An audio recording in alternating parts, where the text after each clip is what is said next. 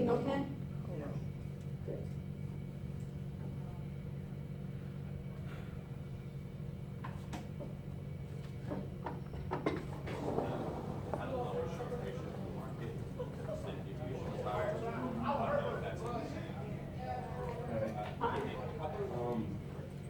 I didn't really figure out from my group members, what I missed from last class.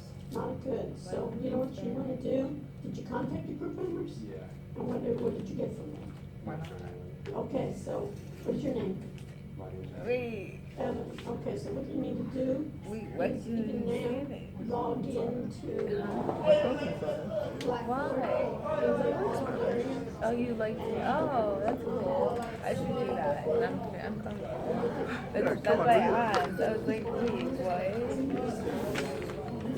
You were not here last Sometimes it's week. confusing when I get a new app, but because everything else I'm already pretty much used to, like I already know what the things are, I don't even know what they mean. So one of the things. But when I get a new app, I'm like, wait a second, I don't know what this And the is. other thing is, if you know, I teach the same class on Monday and Wednesdays. So if somebody can't come on Wednesdays, you're No, I was always. just sick.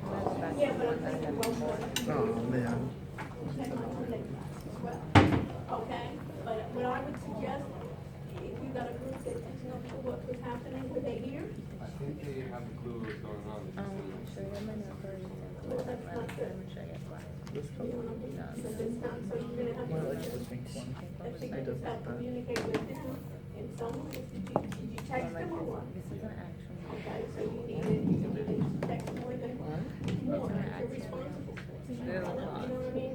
It's not, They look long. it's not an excuse. These are mine. Okay. So let me just do this. It's like they're long for me. Okay, so I today usually is bite them like a nail. February. My other one. I can know like Wait, what? I've like been the only one doing anything in my group. And no one's done anything. I feel like it's fun, but Ridiculous. What happened? None of my group does anything. I'm the only one that does anything. So I don't really care what the other class, but like, just don't worry.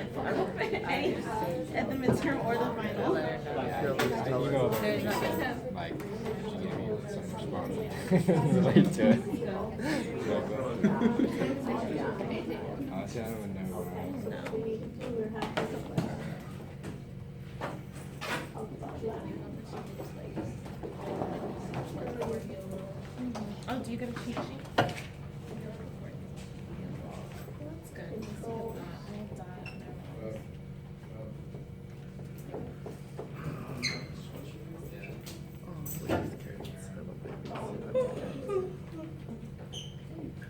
Evan, you know also that we also have a recording.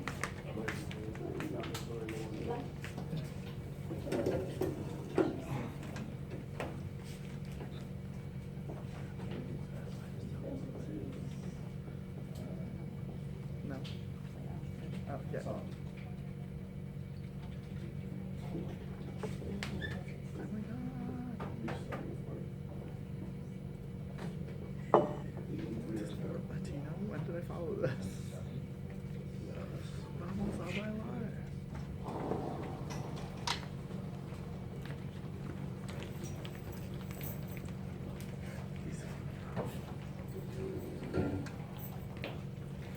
Yes, and they are.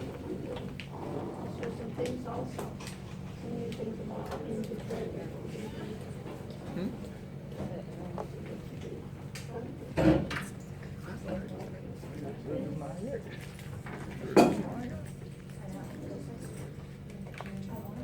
Yeah.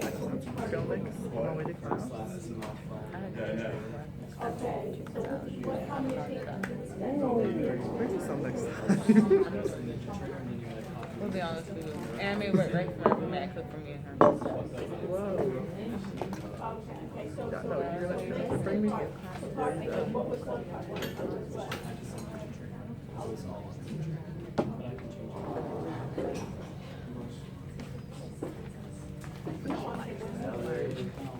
You don't, because they could not, You're in a group, so maybe I should was the social media? Yeah, we don't know. Find about the, what was it, performance report and the But we have a report and question. the district report. Just called the source code again. Source, We yeah, always code. She goes on Do you still want the I'm like, email and file? she's like, I'm just like, I I didn't Google it do yet. find so it takes up less room, right? They now. So that will- I like it. I watched her in Kelly Netflix shows. Yeah, What's the date? 2/1/19. Thank you for taking the initiative. Folks, I appreciate everybody's taking initiative to help me and help one another, right? Because that's what'll help us get through all this. And that's what helps us in life too. It's a team effort. Nobody's gonna be working just by themselves, you know what I mean? Even if you say, I'm an entrepreneur and I wanna just do my own company, it's getting help from everybody. And it's being able to articulate where we're having issues. And the idea is not enough to say, hey, you know, I asked my group and they weren't able, they didn't get back to me or they didn't help me. What's the alternative? Yeah, the other classmates, you got other groups, you have their phones to text, right? And you can see who's kinda like on the ball just by opening up their folders, right? You can see who looks like they know what's happening, and once everybody has it happens. Okay, so let's see if we can start something here. We have a chock full class today. We're also gonna have some guests come in, some exciting guests. Besides myself, people from, doing really exciting things. Talking about, anybody ever hear about smart city? What's a smart city? What do you think a smart city is? What technology do you think they're using for smart city? AI. AI, right? So they're gonna be using AI. So we're gonna have the director of Coral Gables, chief director, coming in, talking about the smart city. Anybody hear about cryptocurrency? Anybody hear about blockchain? We're gonna have someone, a former alum, that's gonna start a crypto bank. So he's coming in as well. He's gonna start talking about, he's gonna start in March with a crypto bank. So it's really exciting, those of you that do it. So, so what do I need to do? I have to check to see if I can get online, right? Let's see here, my connections here, I always have issues. Issues seem to be the name of the game. Try to do secure pins.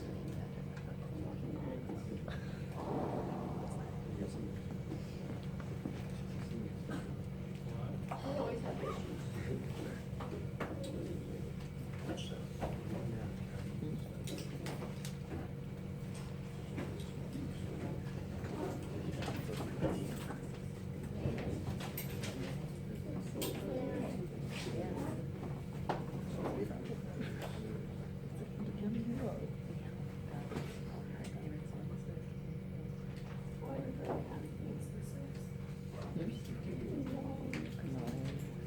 I will eventually.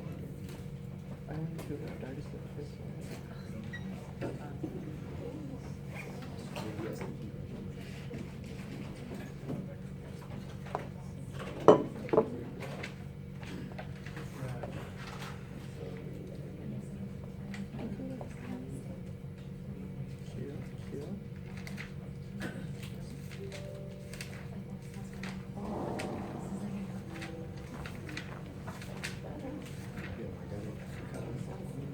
So everybody have your name tag? If you don't have your name tag, make a new name tag, right? You know the ropes already, right? It is? Do we have it up and running? Do we connect? Okay? So if you have it, let's go. Kayla, you have your name tag? Good. You're on your back? Let's go. Let's see here. Is this, is saying live? Yeah. Okay. So let me do. let me move to here.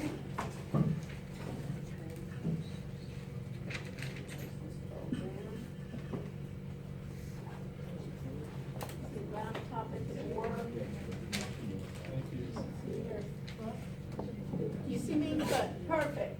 Okay, so what do I need to do? I have to go to YouTube. Right? And after I go to YouTube, I'm gonna go to Creator Studio. 64 too? And 32. Beautiful. And then I need, live streaming. I need to go to events. And I need to start my Hangouts on air. My mic. Speaker here. Here a bit. You see my face here, right? Where am I in? Show me. The microphone. Yeah. Oh, okay, good.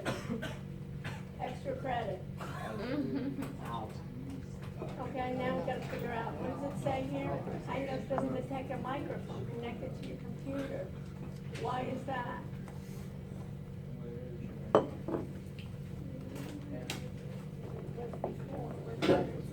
Microphone problem. That was the reason, Rachel, right? So what is this? I know it doesn't detect a See if it's working. connect to your computer without a microphone and it won't be able to hear you. What is this? Maybe here. It's all. There, see my, let me get this guy from, okay. You know what, let me just try to do, go ahead and see if you can. Where's the actual microphone? On here, like, Does it connect to your computer via? should be.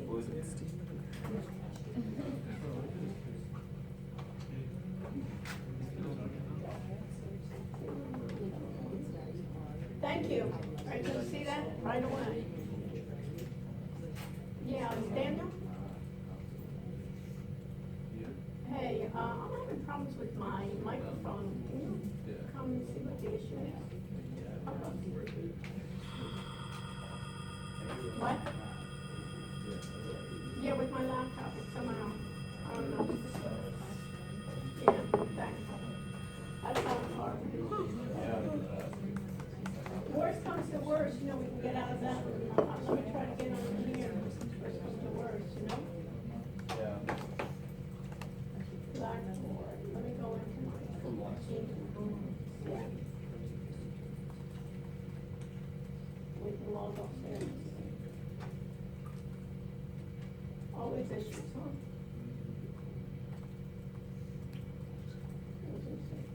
Okay.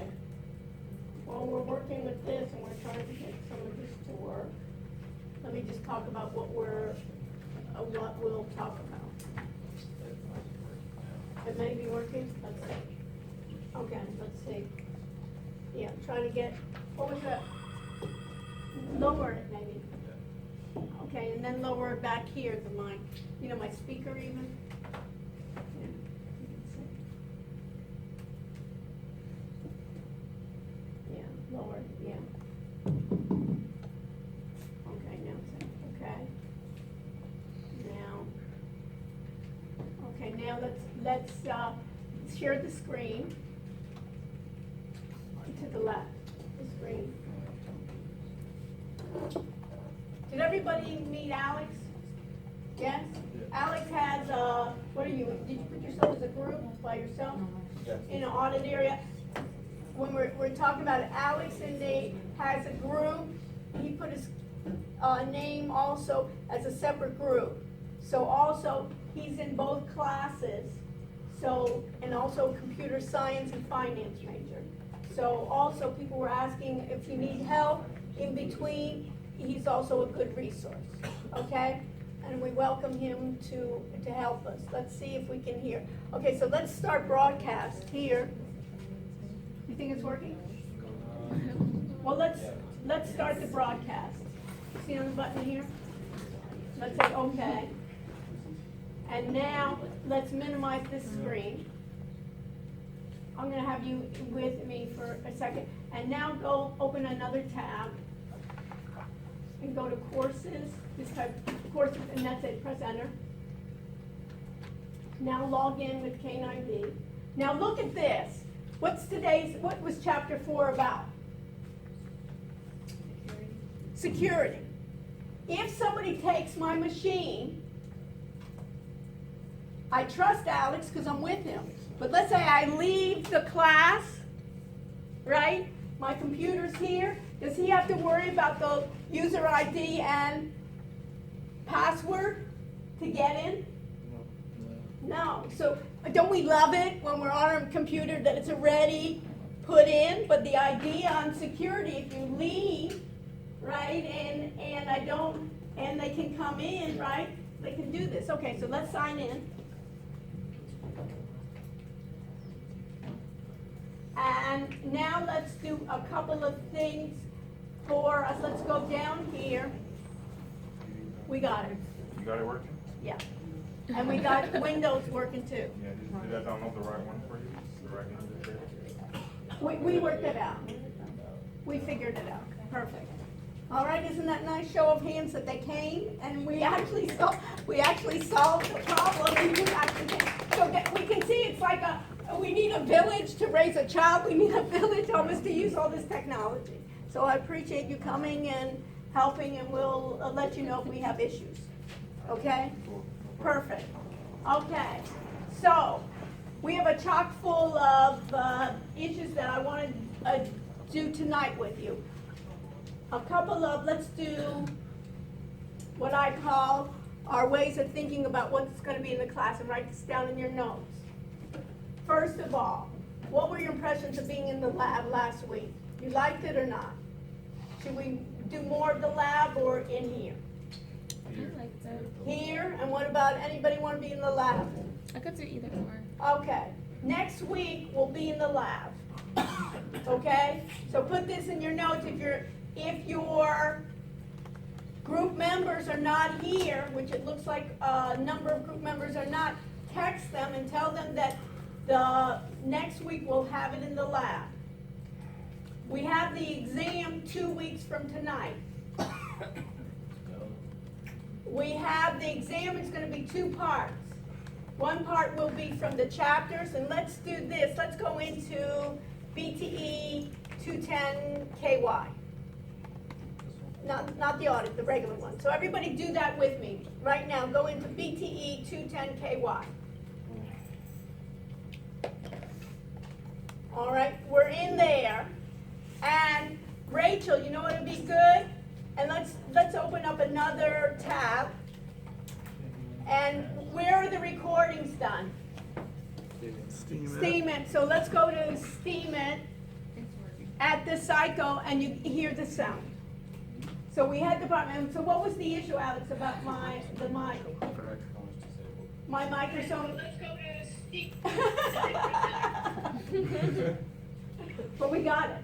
So one of the things I want to commend Rachel, she said that she wanted to review that the mic of one lecture, halfway through we lost the mic, and another lecture it was completely down. So everybody was all excited when they saw my lovely face, right? But it was maybe it was a godsend to you that my voice was not there. Okay, that's number one. So we got the Steemit, and if you click on the Steemit, you can see here info, security, threats, and controls. Click on it, and you know that there's 2 parts. We have a short URL, go down a little bit, and then we have a long URL. What's the difference, and who cares?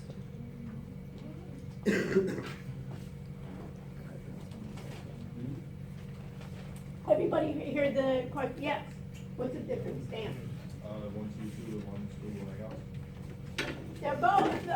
They're both kind of their own, by the way, but what's the main difference for you? What do you care? Or what is a speaker? If we have a guest speaker coming from China, or a guest speaker coming from Europe or Silicon Valley, and they can't help but come with us, and we want them to speak, which ones should they use, the short or the long, to participate and actually have their face on? click on the long, Dan.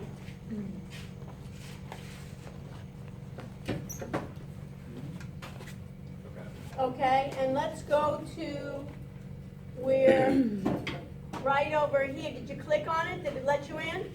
Yeah. Okay, and what happened when it let you in? And then let's do this, let's not even do the screen, take off the screen share for a second. Okay, so we have you, and then have you gotten in? No. What does it say when you click on the So I'm long? trying to find it again, I lost it. Okay, so who else? John, did you get in to Steam It? Who got into Steam It Psycho? Blaze, are you there? Yes. Okay, click on the long. Blaze.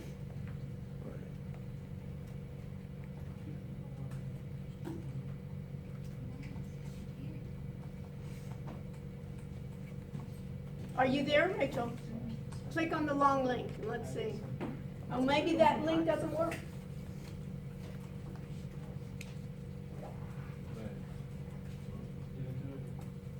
Who clicked on it? It says we do not have access to the cities. Yeah, I got the same. Really? Mhm. That's good to know. So basically, what? So basically, let's do this. Let's copy that URL from the top. Copy it. And now let's go to Steam It. And let's go all the way down to Steam It. You see here it says arrow, I don't like that arrow. You see that little, that face and it's Wismore Biz. Let's log out. And let's log in to Steam It. Now look how it says Wismore Biz, and now I want to do, backspace on the Wismore Biz. And you see there the cycle? Click on the cycle. Log in. Okay, and now let's go all the way down. Does it have an edit here? Let's,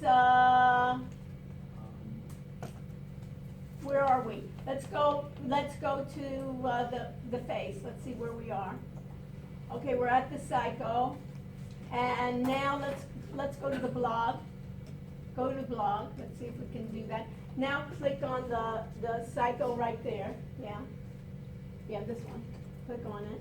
Okay, now let's see, go down, let's see if we can edit. Yeah, here, edit, right here, see reply, edit, perfect. Okay, now, go to the long URL, and let's highlight all that, and let's put it back in. Okay, and now let's update post. What does this teach us? We gotta try, and check. So if we wanted somebody to come in, what happens is they couldn't even get in. And now we have to see, so now it should have been edited and reposted, so let somebody else try it out. So Rachel, you want to close Steam It and go back again and let's see if we can get in the long way.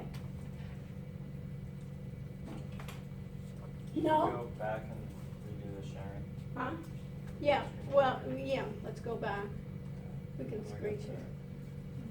It should be another, just go here. Okay, we can screen share, but we should see somebody. It doesn't matter if we're screen sharing, we're just sharing our screen right now. Worst comes to worst, we don't see them, we'll create a new one. Okay, so we have some issues there.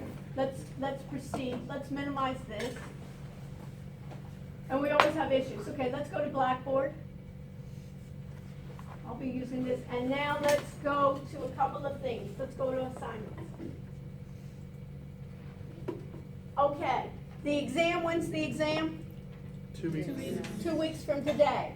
What I'll do next week is we'll be meeting in the lab, put a note, we'll be meeting in the lab, and I'll also do a review for the exam. I want the exam to be that there won't be any surprises. You may not know all the answers, but there won't be a surprise. You know, like when you're in an exam, hey, where did that question come from? I never even knew we were supposed to do that. So it's going to be 2 parts. One is going to be from the book, and the second one, no, I'm used to seeing you here, but it's fun. Anyone else not signed in? You wanna take over? So,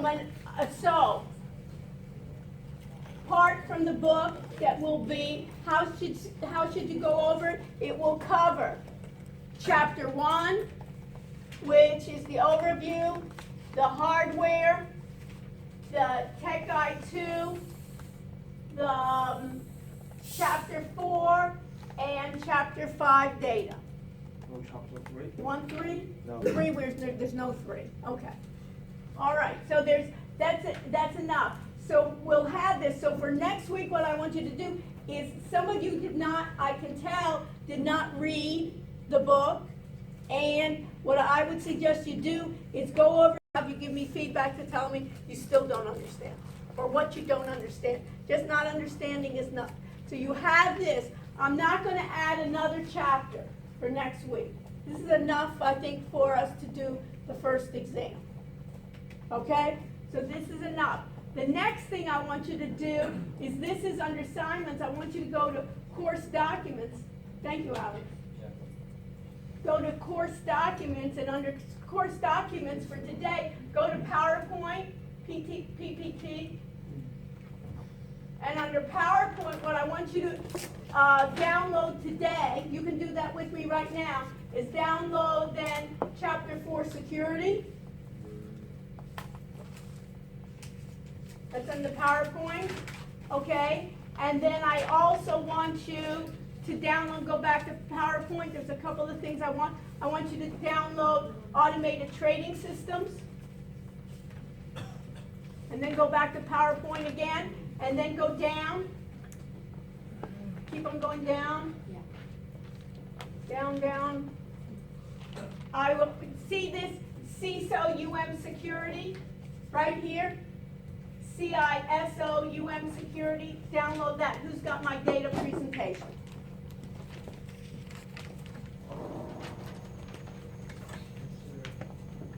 Okay? So, a couple of things that we'll talk about. So tonight, what I want to cover with you is security, the idea of controls, threats, vulnerabilities. We'll talk also about automated trading systems, and we'll also going to have 2 guest speakers come in tonight.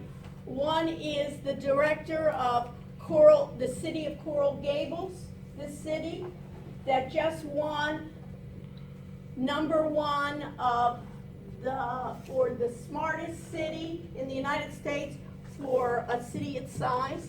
And what we'll talk about is how he's using technology, artificial intelligence, a number of new technologies to make Coral Gables smarter. Why he's coming to us is, one, he wants to share it with you, since we're all residents in some ways of being here with Coral Gables. Number 2 is he's reached out to us, especially with myself and some other professors, to help them with the new technologies.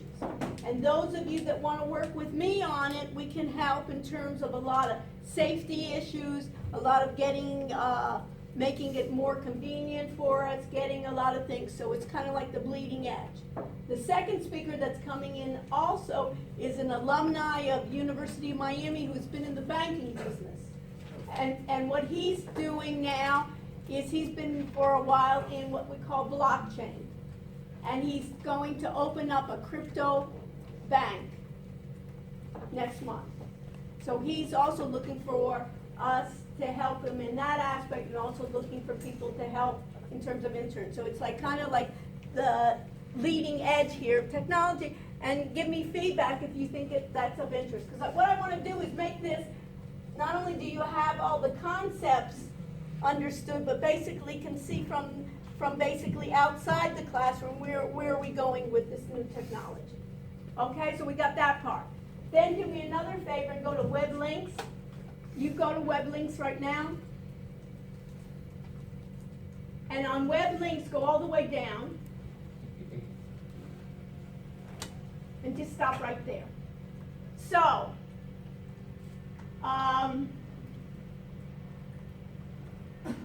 you see here trends in fintech. Have you read that article?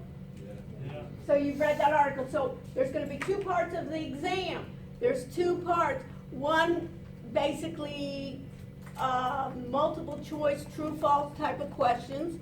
The second part will be open-ended, meaning that you will write the answers to questions. And where they're coming from is from the readings and what we've done in class. So examples, what I would do is I would go back to that if you wanted to study for already for asking questions, is one is go back to that article, the Trends in FinTech. So possible questions could be those questions right there. The other one, which is interesting, we'll talk about it, is can Wall Street automate the robot-resistant investment banker? We'll read that article for next week. So your homework, even though you don't have additional quizzes, you'll have put this in your notes that one of the homeworks is can Wall Street automate the robot-resistant investment banker? And the second one is blockchain, what are the applications? And you see there, questions to answer. I want you to answer them and do the same thing as you did last time, like the FinTech. Put up your answers, those can be short answers. And in this article, there's also some videos that are embedded in it, so you get a feel for what is blockchain. After we do the exam and so forth, we'll get more into blockchain, and I'll have some guest speakers from attorneys to other people that are using blockchain, because that's kind of looking at the future. There's blockchain in marketing, there's blockchain in law, there's blockchain in finance, of course. Yes, Jeff, are you stretching? Yeah, Okay. So, Rachel, so these two, review this, but the main thing is read through both of those, and then we'll talk about it next week. Where? In the lab. Moving on. Any other questions about that? Okay, we're right on here. Okay, so in this case here, I think we're set, and then we have NinjaTrader will do in a moment. Okay, so let's go to who's got my data. So open up who's got my data. Everybody got that?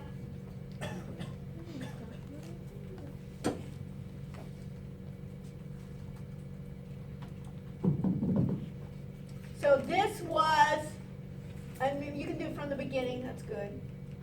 Is basically, you remember how I talked about who has my data, what's the issue of my data, and how data is so important? Put this in your notes.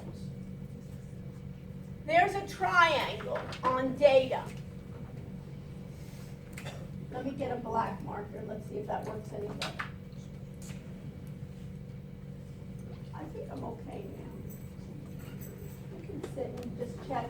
Why don't you sit and just check if it's coming through, you know, this street, right? Remember that? A rush. Right? A rush is podcast, right? Podcast. Okay. All right, there's a triangle, and that triangle in security is called CIA. The C stands for confidentiality.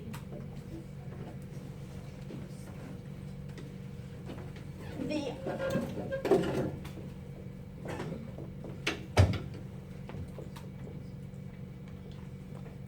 I is for integrity, and the A is for access.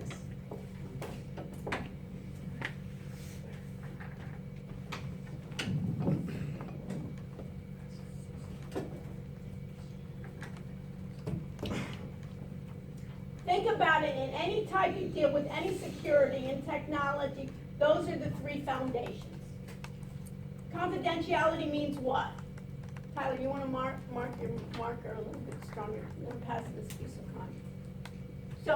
So what is, in this case, John, what is confidentiality? And give me an example. Yeah, what is it first? It's like something being private. What is confidentiality is a lot of times, it does, for instance, your health record. You want everybody to see your health record. No, that should be confidential. You ever gone even in a lot of places that when you go to the health center, right, they just don't bring out, oh gee, you know, what does John have, you know, or what are some of those things that are having it. Integrity means what for data? Jacob, what does integrity mean? Well, don't even look it up. Why don't you look at me for a second? For one time, right, I don't say, you know, I get on everybody's case to look it up because everybody's afraid to say, I don't know, right?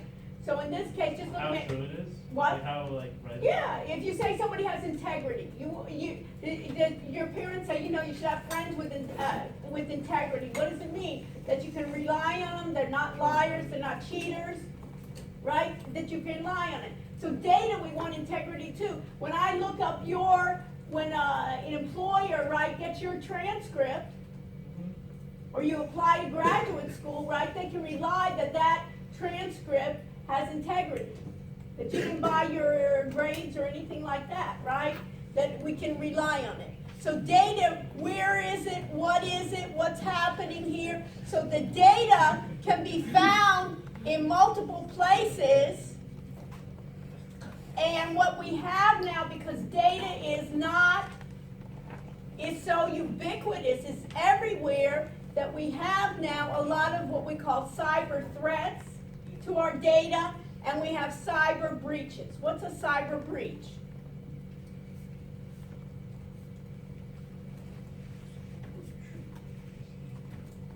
When there's like private information that's leaked or. It's leaked, basically it's broken. Basically, if I have that wall, right, it's breached, right? Like a dam gets breached, right? The water's gonna be flowing down from the dam. I can have the same way that I can have it. And this just talks about cyber crime. We talked about the idea of ransomware. And these, I'm not gonna go into all the depths, you can read this on your own, but basically, what's ransomware? Gina, you have an idea what ransomware is? Nope. Oh, do you know what Well, I know what ransom is? like, Huh? Okay, money somebody's that coming you up, pay, right? money that you pay to like, normally, the way I know ransom is like when somebody's taken and then people ask for ransom. Get their Right, money. right, God forbid, right, somebody in your family, they kidnap them, right? Gina, you walk outside, right, they kidnap you, right, they call your parents and say, we got Gina here, right? And hopefully your parents would say, oh, you know, keep her, you know, you would want them to basically, you know, give them the money, right, after the FBI, they say, no, we want her back. So it's the same thing. What do? Is they take over network system and say, you want to get into your network? Pay us and we'll let you get back in. And where this is really susceptible is in hospitals. Hospitals have low security and they're willing, and guess what? If, Gina, what happens if someone in your family has to have surgery tomorrow, right? They're all of a sudden needing to look at their records and see what are they allergic to, and then they say, you know what? I'm sorry, Gina, but we don't have a computer, so we'll guess, right? You don't. They need to be in operation. So this is kind of global that they have. So you have this thing called breaches and something called PHI, which is personal health information, and the E is electronic. You can think about your credit card. What's phishing with a P? Phishing. What is that?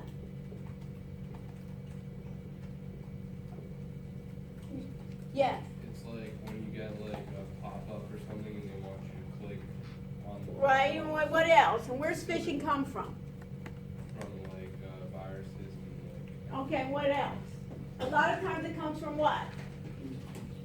Emails, right? That you get emails and they try a lot of times to pretend that there's someone else, right? And then what do they want? They want to click and they want to get some information from you. So these are ideas in which you have a reported breaches here. There's for monetary gain. A lot of times they're doing it. Google has your data. A lot of times it's for sale. You remember Facebook? Now Facebook is in trouble. Google's in trouble. Because how much you pay for Facebook? Zero. Zero. So how does Facebook, is so profitable. Not from zero, right? From the ads taking your data. Amazon, right?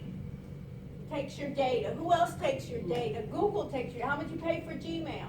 How much you pay for YouTube? Nothing. And so, are they profitable? They're publicly traded companies. They're multi-billion-dollar companies, right? And so, what are we getting is they're basically selling our data. So you can think here on how secret my data is. Go to this slide.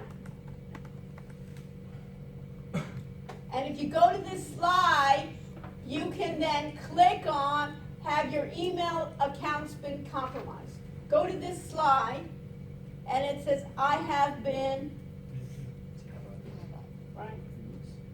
Does it work? And it says here, what, do you want to continue? And I say yes, and let's see if it comes up anything. We'll see in this case, and in this case you'll see here, you put your email address, and I always get freaked out here, and then they'll be able to say, check if you have an account that's been compromised in a data breach.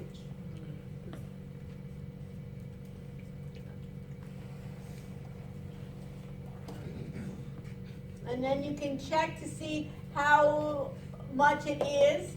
And in this one here, how secure is my password.net will allow you to see if you have a secure, how long will it take for somebody to hack into your password. So you can see here on a number of breaches that have been Equifax, basically. What is Equifax? Basically does all your credit card information. How many people got breached in Equifax? In this case, it said it affected how many millions of people? 145 million. It's almost like everybody in the country was affected by monitoring your credit reports. So what's the standard here is in any organization you have to have regulations, policies, procedures, standards, and tools to be able to see what are you supposed to do with your card. So there are many laws. Who's going to go to law school? Anybody kind of think pre-legal or something, right? So basically what they have here is many companies are sensitive to data breaches and security many times because of compliance. They have to be. They want to be, if you're a bank, if you're education, you have to abide by certain laws. If you don't, you will be penalized, and some of your people may even go have more severe consequences. The ones right here that you should be aware of is the first one, FERPA, which Family Education Rights Privacy. So basically that is that you have a right to privacy.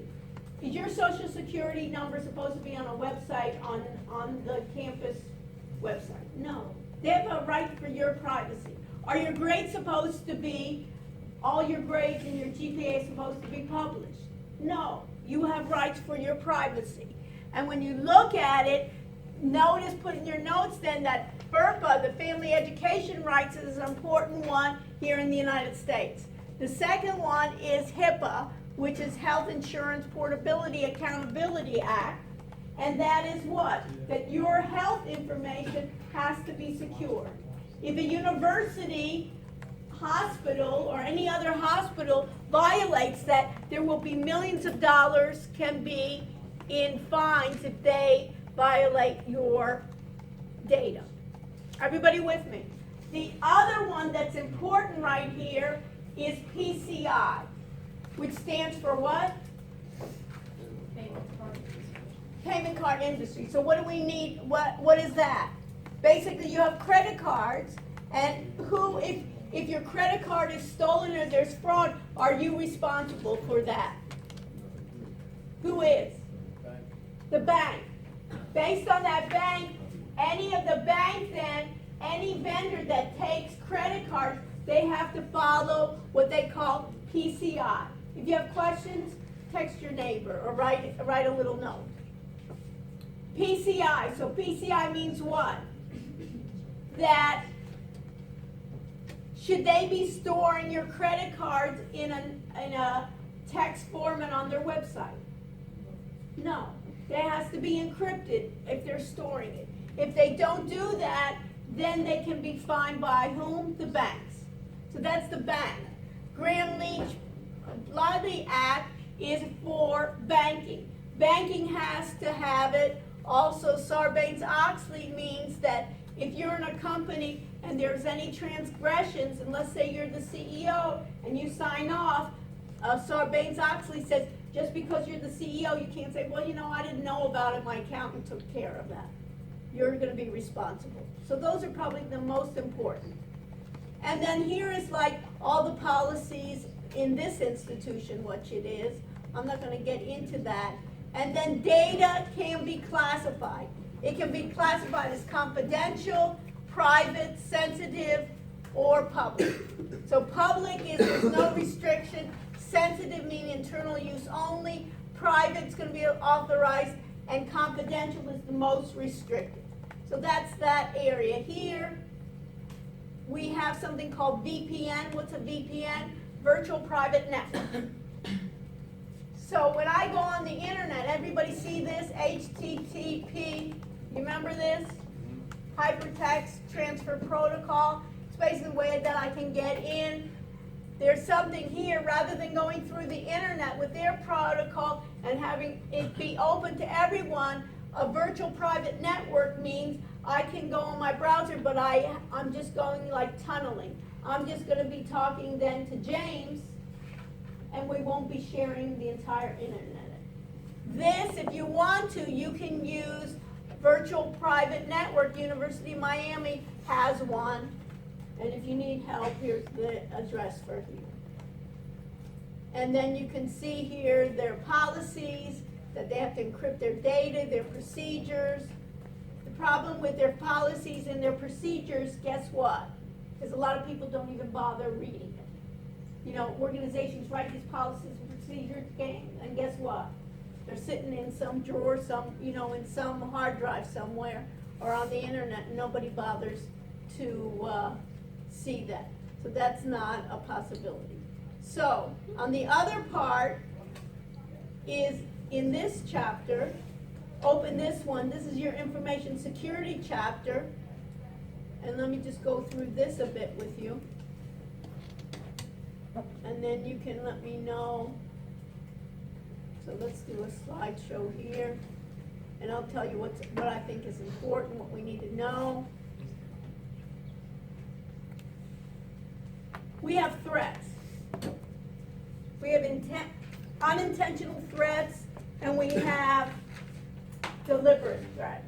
Deliberate is somebody actually wanting to threaten me. An unintentional threat is somebody does something that will threaten the information system or the organization, but they did it unintentionally. And how are you going to secure it, and how are you going to control it? So, you need to know for the exam, you need to know what a threat is, what's an exposure, and what's a vulnerability.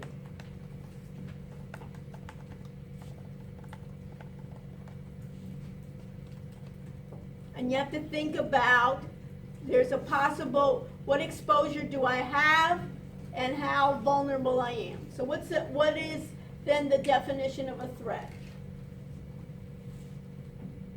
And what's the difference between and what's the definition of vulnerability?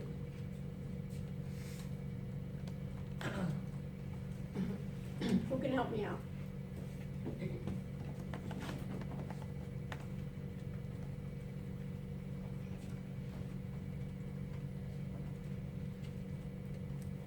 A threat is the risk of your information getting out in the It's what? Read out loud again.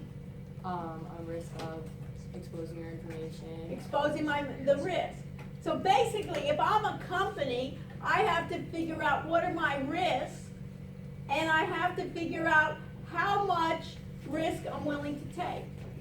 And then I have to think about what controls can I do to what? Mitigate that risk. So if I'm thinking about it, do I mitigate, Leah, can I mitigate all my risks?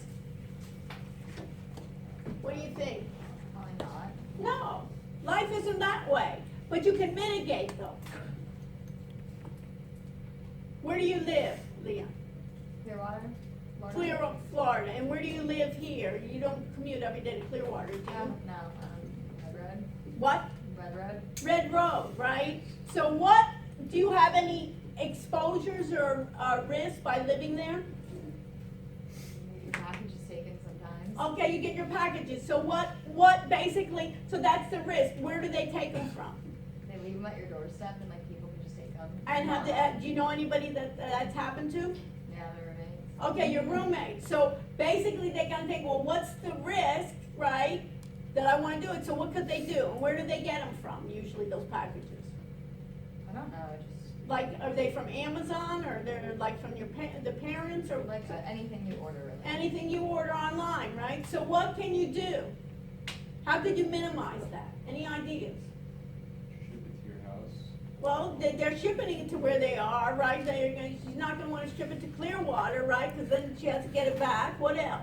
Ship it to the post Like they office. started putting, Ship it to post what? they started putting a sticky note on the door that said if we're not here, take the package with you and we'll come pick it up. Yeah, so come pick it up. Even in Amazon, anybody gone to Whole Foods, they have even those lockers in Whole Foods where you can put it. So there's ways in which you do it. Do you lock your doors? Yeah, Why? just feel more secure. You feel, but basically, as you know, in one of the horrible situation, right? In one of the apartments, open apartments, somebody was just going and just trying the doors, right? So you're doing that when you're in a car. You lock the doors. You're thinking about all those. Can you basically, if I have an alarm system, is that going to help me? Hopefully, it's going to reduce those factors. And the unintentional risk is sometimes we give out more information that we need to. So what's social engineering? You need to know what social engineering is. So who can tell me what social engineering is?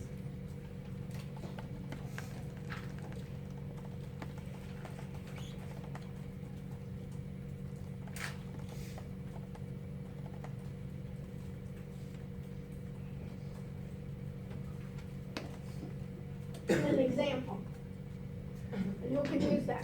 Basically, the whole idea is what? If I'm a thief, if I have bad intentions, I need to get in. Either I need to get into, what's your combination, right? To get into somewhere or what? I need to get Kayla what? I need to get some type of information. So what's social engineering? Yes, Dan? It's like using your social skills to steal someone's information. Yeah, basically it's schmoozing, basically being good. So basically, I'm trying maybe on the phone, somebody calling me, and basically they're pretexting, trying to get information from me, or they may be trying to be pretending they're someone that they're not, like IT, and all of a sudden, I have to get in. Dr. Ruchnick, basically, we need to do this, just click on here, give us information. So that's social engineering. Look at this slide for review for the exam. This slide, it looks like a lot, but basically it talks about the threats and where are they coming from. On the top, these threats are coming from possibly from the internet, right? They could be possibly coming from natural disasters. I could have a hurricane. They could be coming from employees. My employees may know too much information, right? Other insiders. It could be I haven't protected my system software. They can be for hardware threats. They can be all trying to get into the corporation. And through the university, they'll be able to do that as well. And the human errors are also a possibility to get myself in more mitigation problems. So this is social engineering. You need to know that. Deliberate threats to information systems. Here, you need to know what a phishing attack is, what a spear phishing attack is. A spear phishing attack is more targeted. I can get viruses, I can get worms, I can get basically causing more havoc onto my machine, but also getting onto the entire network. How do you get onto are you on the network? Right now, are you on the network? Why? How do you know that? How did you log in? Basically is what? with your user credentials, right, you're on the network. So you're vulnerable. And what do people want to do? They can take over your computer without even knowing. Software called bots can take over your computer, and it can then cause problems anywhere in the world, and it can try to do malicious acts using your computers. That's why hackers love universities. Look at all these laptops here. And where do they have to go to? One network. Because you're on that network, and if I can put a bot that you don't even know on yours, Blaze, basically I take yours and I can take thousands of those, and then I can hack into other sites, and those people, hey, it looked like it came from Blaze, it looked like it came from this university, and not from somewhere else. So this is an attack that you can see. Denial of service, sometimes it's called DOS, and sometimes it's called DDoS. And what does that mean? It means that they create a bot or a software bot that will try to, millions of times a second, try to attack a server. And what they'll try to do is, they call it denial of service. They'll what they call ping it, or they'll basically attack it so it puts the server inoperable. So for instance, a website, if somebody tried to deny a service on Google, you type google.com, you won't be able to get in. So they have a number of security methods to do this. There's other programmers develop what they call backdoors, ways to get into the system. You've seen a virus protection of adware, spyware, what they call keyloggers. What's a keylogger? Anybody ever hear of it? Manal, have you heard of a keylogger? No. Okay, basically, do you type your password? Sometimes, right? So what a keylogger is, it sits in the background of your computer and it logs in every keystroke you do. And it saves it. And it can save it to the internet. Somebody, by surreptitiously, if you use a computer that's in a public space, they could hide a keylogger, and it just basically takes your username and ID and saves it. Every keystroke that you do. They do it with phones now. Have you seen that, where they can take over your phone, basically? They can take over your camera. They can basically, they know the geolocation, right? And they can basically take over what you have in your phone as well. And cookies as well. This is a key then. So in order to protect, I know that I'm never going to be 100%, but I need to do a risk analysis and see what are my assets worth that I'm protecting, and what's the risk that it's going to be that if I get breached. So for instance, a university, what's the risk? The risk is I have all these students, I have all these employees. They can get into the payroll system. They can get into what? The transcript system. They can get into the credit card system. And how am I going to mitigate that risk? So you can then accept that. You have to figure out how much risk am I going to accept, what's the limitation of the risk, and what's risk transference. Risk transference means I know I'm going to be risky, but I want to transfer that risk to someone else or to some other entity. How do I do that? Insurance. Right? I have car insurance, right? Anybody that has a car, right? I have household insurance. I could also have cyber security insurance. That means that if we get ransomware, I have insurance to pay that. And by the way, when they do ransomware, do they ask for $1 million in brown paper bags to leave under a bush in the corner of Ponce and Red Road? We'll get Gina back, right? But what do they usually ask for? Cyber currency. What kind of cyber currency? Bitcoin. And now a number of hospitals have opened up Bitcoin accounts to pay off, because they say, hey, and for hospitals, they haven't been charging as much. You know, a lot of times even less than $100,000 for a hospital isn't that much. I'll open up your network. This is what you need to know too for the exam. You need to know, what do we want to do then? I know I'm at risk, so what do I want to do? I want to control my risk. Just like we were talking about before, Leah told me you locked your doors. That's a control, right? I don't want to just open my door and say, hey, come on in. So it's the same thing. I want to do a control here, and I want to do a physical control. So what's a physical control? Is locking the door. An access control, I want to restrict the access to my system. How is the university restricting access control? Logging in, what are they using? That Duo, and you know what, the reason why they started doing that Duo, which is a pain, and then you always have to go to your phone or something like that, but the idea is they've been stealing a lot of passwords. They go to the dark web and you can get a lot of you can get credit card information, you get healthcare information, you get all passwords, you know all those secret questions they always ask you? They have that. Remember your 3-digit code on the back of your credit card you have to do? They have that.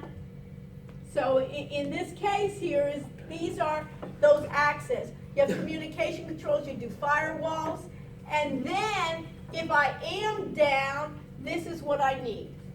Put this in your notes, and sometimes it's called BCP, Business Continuity Planning. So think about, remember we talked about we can have a number of different threats. One could possibly be what? Physical. It could also be weather related. So what threat do we probably have here, risk? Hurricanes.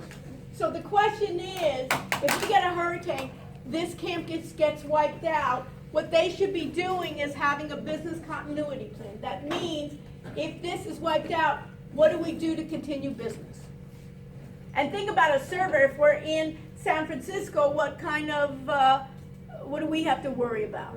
Earthquakes. So the same thing, do we want to have all our servers then in San Francisco? No, we want to have a backup somewhere, maybe in another part of the United States and maybe in another part of the world. Sometimes, you know, some disaster like 9/11 happened and there was no airlines running in the United States. So you need to have a business continuity planning. And it's interesting, if you're a bank, if you're, basically think about it, Amazon goes down for a day, how much are they going to lose? So basically you have to have some kind of plan. Information systems auditing, you need to have some kind of plan. So here in the physical world, you need to have them, we know this. Same thing with these rooms. When do these rooms, they're electronically locked, right? They're supposed to be. So these are ones that you can think about. Authentication, authorization. Basically, I have to figure out who the user is, something the user has. A lot of times now, we're not even worried about passwords. We'll do it what? Like for my retina, I'll do face recognition. These are guidelines on passwords. This basically, I would predict, will go away, all these password stuff. Because they're stored and people just grab them anyways. So these are the ways in which we can think about it. Virtual private network, and we talked about this. Secure socket layers. So, let me go to your browser. You see on the top of my browser, I have what I call my URL. What does my URL start with? Who can read it? Kayla, can you see that up here? What does it say? HTTPS. HTTPS. H stands for Hyper Text Transfer Protocol. That basically is the rules of how do you transfer data across the internet. That's a protocol. A protocol is a number of methods that you're going to use. That's the protocol. When you have the S, that's what they call the secure socket layer. So always when you're going to be transferring some information, when you see that S is more secure than without the S. Is it 100% secure, Allie? No way. But in essence, you want to see the S without the S rather than with the S.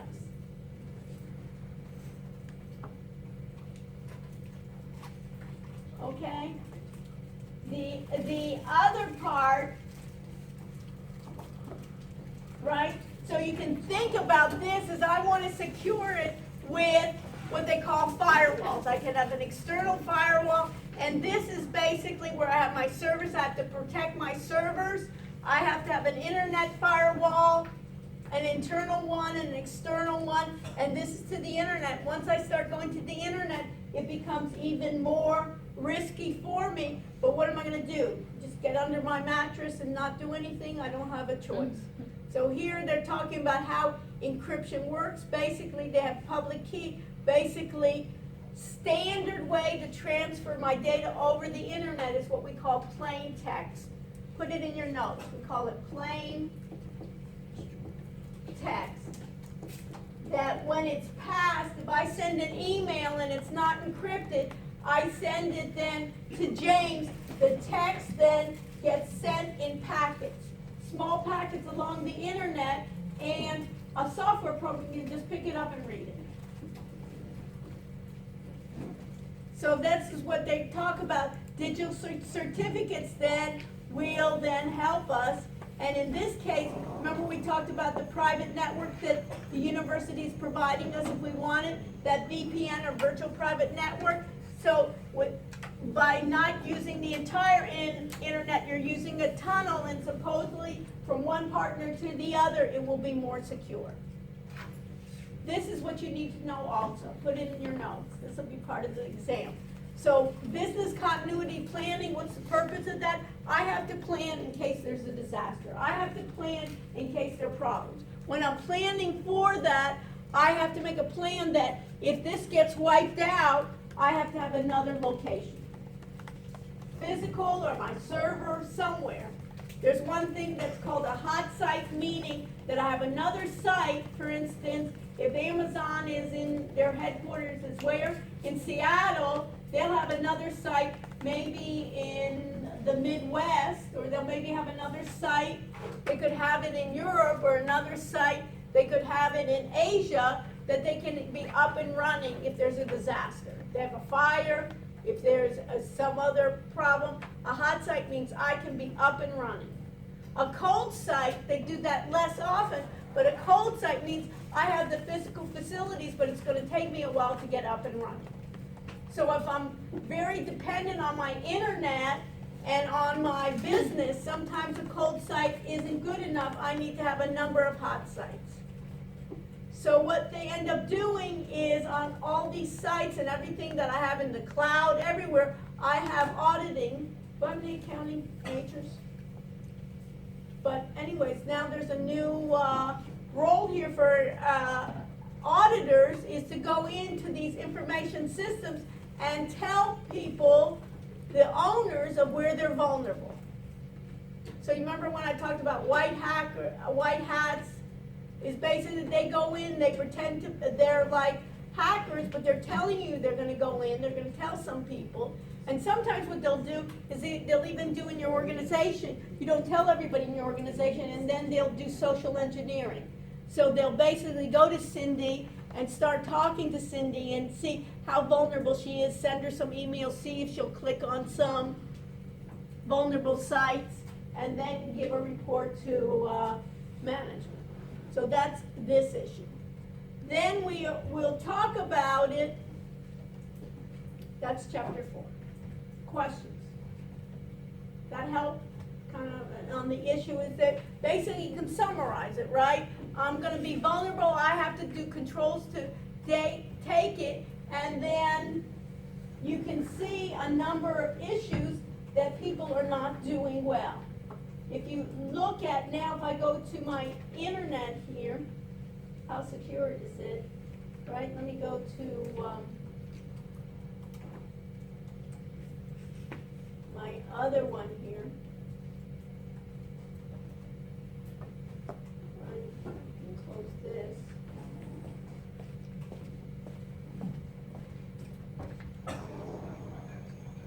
And I can look further. If I look further, you can see here, let me go to my Gmail. I'll share with you.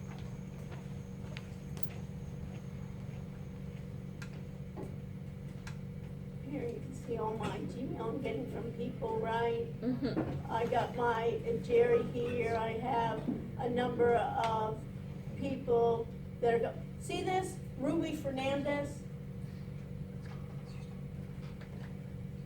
First of all, my message, I'm in a meeting right now, and that's why I'm contacting you through here. Look at this one.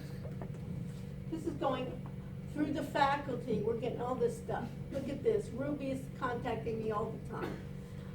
Now, if you look at Ruby, she's at Outlook.com via Business Miami, and it's to my, I guess, which email is she using for mine? Let's see. She's using S. Rushine at the business school, so they basically took all the professors in the business school, and listen to this. I'm in a meeting right now, and that's why I'm contacting you through here. I should have call you, right? Can't even say, but your phone is not allowed to be used, but phone is not allowed to be used during the meeting. I don't know when the meeting will be rounding up, and I want you to help me out on something very important right away. It doesn't matter if you're on campus or not. So what do you think about that? Taylor, what do you think about that? I think that you run on your own schedule, not on Ruby's schedule. And what else? Any other ideas? Does that look suspicious? A little bit. What's suspicious about it? The typos. First of all, the typos. What else? Do I know anybody named Ruby? What else? Does she address me? No. Does she say, hi, hi, Dr. Russian, and blah, blah, blah, what else? Her email is not like at business.my, it says like via. Right, via, and via that one, it doesn't even, via Outlook. What else? Help me out, very important. There's a number of these going around. One is I'm in Dr. Frank's meeting. Dr. Frank wants you to help him out and send him a gift card. The Apple gift card, and these are going around. What they want is them, I need your help, and then people are responding, and they keep on going. And my contention is there should be software here already being able to spam that out. And they haven't been able to do it. So it's all these things, I need your help. This one is not, there's nothing for me to link on it, but already they're knowing that this is responsible. If you type in Ruby Fernandez, there's somebody called Rudy Fernandez here at the university. So they just changed the lettering here, and then this is kind of trying to be what? Like social engineering, right? Can you help me out? Can you do some things for me and do this? So you can see that there's a number of different ways this is working. Okay. Questions? So, let's do this. Let me go back to Blackboard. So what's due for next week? Blockchain. Huh? Blockchain and what else? Right, both of those and answering both of those questions. The other thing that I wanted you to do is let's go to, Can you post like the homework? yeah, right there. That's it, those last two. Those last two links. Yeah, what are the exact questions though? They're right there. They're on for the second one. The first one, just read it. The second one, you see those questions on the blockchain? Okay, I see it now. Good. What's the other? And what I want to do is let me go to your other Blackboard and your audit area.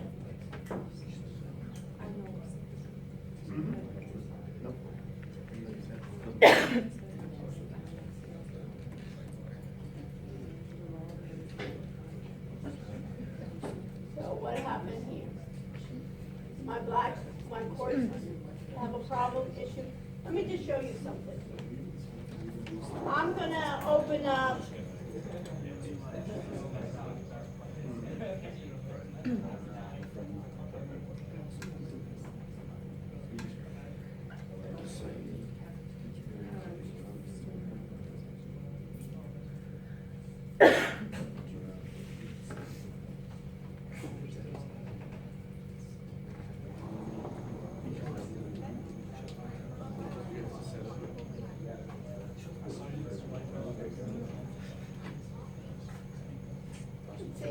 Is, yeah, okay, okay. So we'll take it. So, what I wanted you to just show you a minute, you can invite them in. You can tell them they can come in and then we'll do it. Guys waiting outside, they can do it. Is when we're going to, what am I gonna do here? Let's see if this works. I'm gonna go to Skip Ninja Trader. It's at 7:45, so let's make it sure. Hi, how are you? Good to see you. Just take a seat and then wherever we'll be with you in it'll be interesting. It'd be like old times, right? Like you were back here. Okay, so in this case, I'm just gonna close this.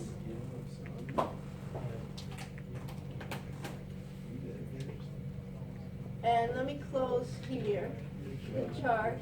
Let me see here, I have the control center, does the control center work? If I want to connect,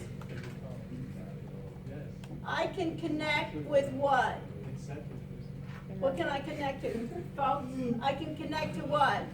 End of day? Let's see if it connects. I'm connecting, and now, you remember I did new and I did chart? Let's see. And in this case, let's go to the Dow.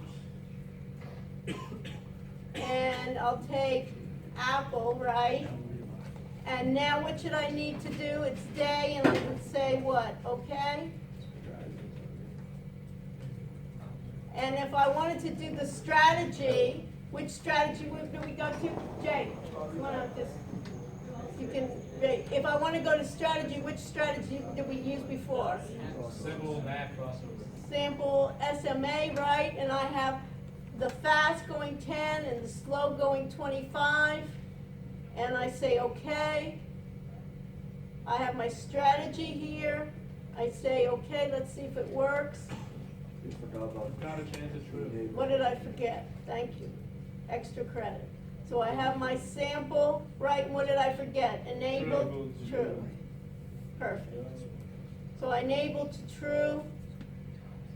And now I say apply. I say okay. And I say okay here. And here I have my performance. Right click and I go strategy performance, my sample strategy, my historical, and my real. We'll do it next time. I see that this is not so bad. What did I ask you to do is look at a couple of companies, right? And look at their performance.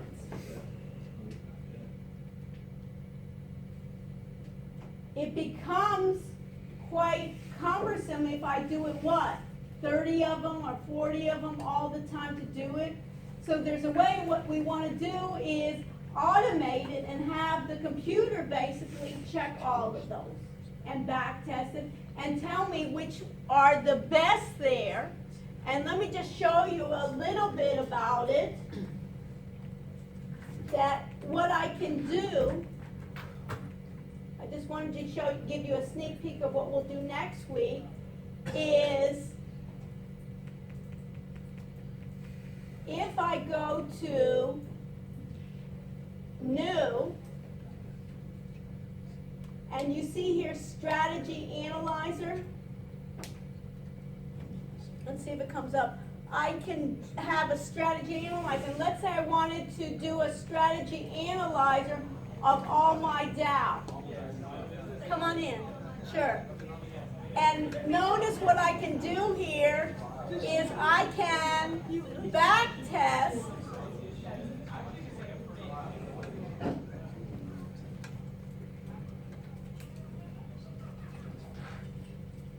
all 30 of these.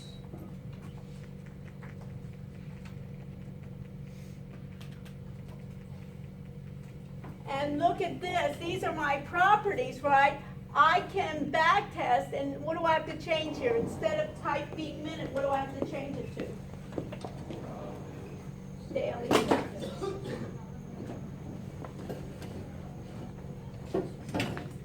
Hi, you can take a seat anywhere. And I can then run my back test on all 30 of those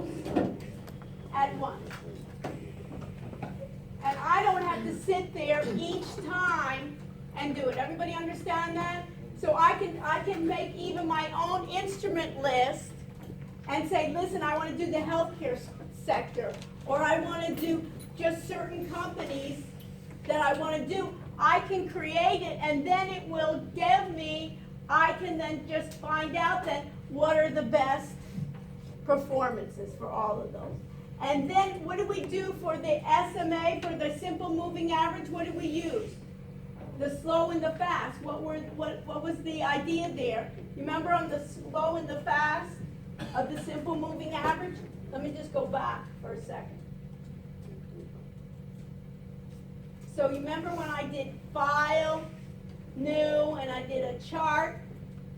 And what do we use? Let's do Apple again. Doesn't matter, but we'll just do it as new, right?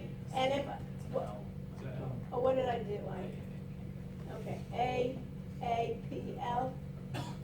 Thank you. So I have the AAPL. Let me get rid of this one. I'm going to remove it. And what do I have? I have my last. And I say okay. And then I go to my strategy. What strategy did I have? I had built-in strategy of what? Sample, crossover.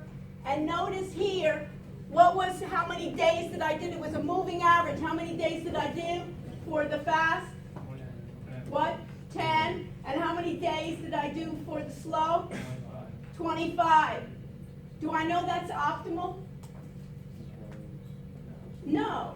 So what you can do is you can optimize that and say, go for the range, let's say, for the fast between 5 and 10, and the slow between 20 and 25, and find me the best ones of all of my data.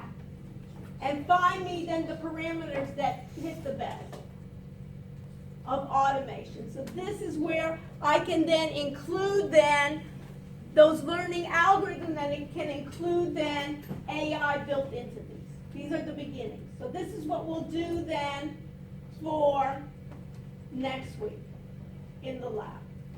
But those of you that want to do it, it's how easy was that really? Is just go ahead and then just basically what you were able to do is just go to Strategy Analyzer in the tools and just analyze it based on what I had. Questions? And then the other part was what? If I want to just go to, let me just do one more, because we have such great guys waiting for us here. If I want to then do tools, edit my script of my strategy, right? We did that sample MA, right? So I can write my own script from scratch. They have a wizard that I can write. And also, let me just increase this. Also what I have then is I can increase this, where I can just even, in this case, you can see all of these are comments, so you can put then the comments just with these. You can then even just bring it into a text editor and copy all of those. And what I wanted you to do is just understand then what it was. This is a strategy called what? Sample MAS crossover, right? These were what? These are what? Just my two what? Dan, what were these? Yeah, they're just my plots, and what colors were they? Yeah, orange. Orange, I can change those colors on my properties. I can change them here, right? I can calculate, and this was just the logic. So if, in this case, they're telling my shorts are not profitable, what would then the logic be? Just eliminate this part, the else if, and just have if then my crossover above, my fast is above my slow, then what? I'm just going to then enter the long. So this was the code that what I wanted you to do is just explain it. So when you think about in terms of the exam, we talk about explaining, then understanding what the code is. This is the source code. Okay? Is the exam on paper or is it like? We're gonna do it on paper, and then part of it maybe on the computer. Okay? So let's do this. Let's take a 5-minute break. and then we'll return. Okay, so those of you, and then my guest speakers, we have, Raimundo, you wanna just, introduce yourself? You can stand up and come over here. And then we got Roman too is here. And these are, we're really, I'm telling you, you guys don't even understand, both these guys are on the bleeding edge. Do you know each other? Now you will. Okay, so Raimundo, you wanna introduce yourself before, and then they'll see, and we'll just take a little break here. Yes, Raimundo Rodolfo, I'm the Director of Information Technology for this city of Coral Gables. Okay, and then one of the things is, I just wanted to show you on your, I think we have it on your link there, right? I think we'll even have a link there. I'll put your link there for Coral Gables, right? I think even on courses here. Do I have my courses here? I think I have it. If we go to BTE KY, folks, and I think we even have it here on the web links. I think I put it on the web links. Let me just see if I have it. If not here, I think I have it in the document. Let's see here. No, I think it's on the documents. So course documents, I think I have it. Let's see. PowerPoint. Let's see.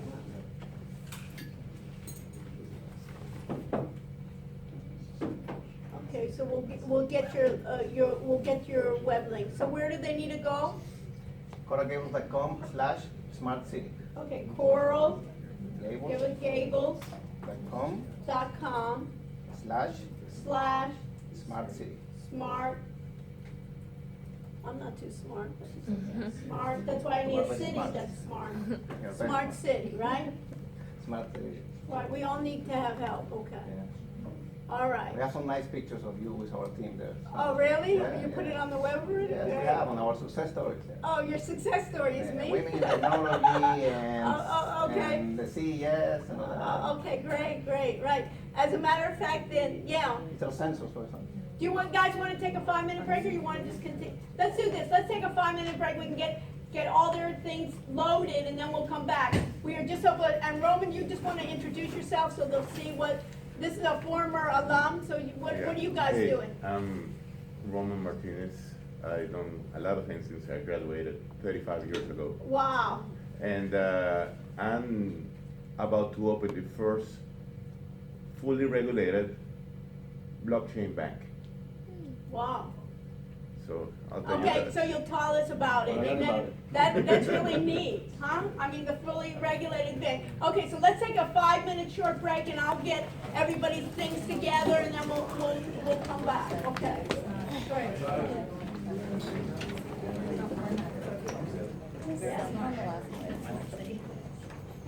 All right.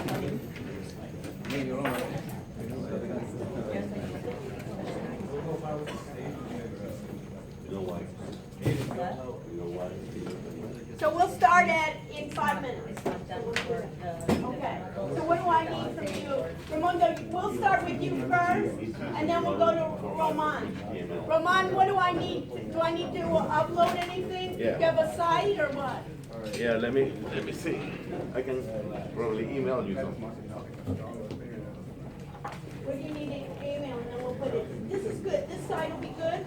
We can just do it. And we can do, each of you, we can do like just a short presentation. What I want to do, folks, is each of them give us like maybe a 7-minute presentation, and then we'll see where we are, and then we'll invite them back. One of the things on Roman, he's starting like a blockchain. So what's our next assignment to read?